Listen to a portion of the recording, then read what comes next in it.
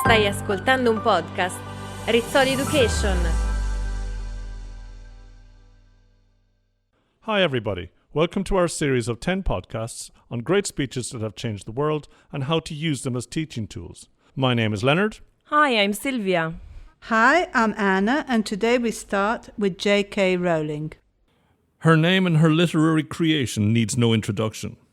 Harry Potter is certainly one of the most recognised names in modern literature, and her books are up near the top of any bestseller list you might care to mention.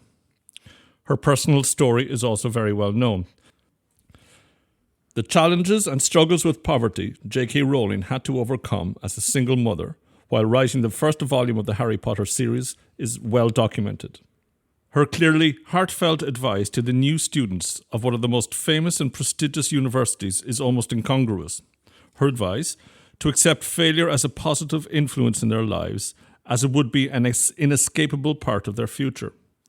To look upon it as an inevitable stepping stone to success, and indeed a way of fully appreciating the success by highlighting its contrast. Her honesty and purpose makes the speech one of the most shared public addresses in recent times, as it deals with a subject that everyone can relate to and can motivate us as individuals in a very personal way. After all, who has never failed? It's how we deal with failure that defines how successful we become. Now, I am not going to stand here and tell you that failure is fun. That period of my life was a dark one, and I had no idea that there was going to be what the press has since represented as a kind of fairy tale resolution. I had no idea then how far the tunnel extended, and for a long time, any light at the end of it was a hope rather than a reality. So, why do I talk about the benefits of failure? Simply because failure meant a stripping away of the inessential. I stopped pretending to myself that I was anything other than what I was, and began to direct all my energy into finishing the only work that mattered to me. Had I really succeeded at anything else, I might never have found the determination to succeed in the one arena I believed I truly belonged. I was set free because my greatest fear had been realized, and I was still alive, and I still had a daughter whom I adored, and I had an old typewriter and a big idea. And so rock bottom became the solid foundation on which I rebuilt my life. You might never fail on the scale I did, but some failure in life is inevitable.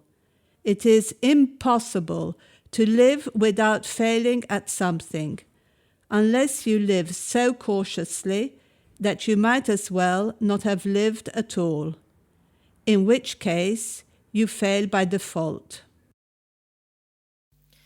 We live in a very competitive society, so this speech is perfect to be used both for its language and for its content. If the content is what you want to take into consideration, the speech can be a good choice for a lesson on resilience. Start with a brainstorming. What do your students associate with the word resilience? This will give the possibility to introduce some new words your students will find in the speech. Then you can ask them to choose a failure they've had in their lives and to write what they've learned from that experience. Highlight the skills and qualities that contribute to a person's resiliency, like optimism, problem-solving skills, and others. If your main goal is language, you can work on vocabulary to describe emotions. Start with a question, how do you feel when you fail? Introduce some words related to emotions.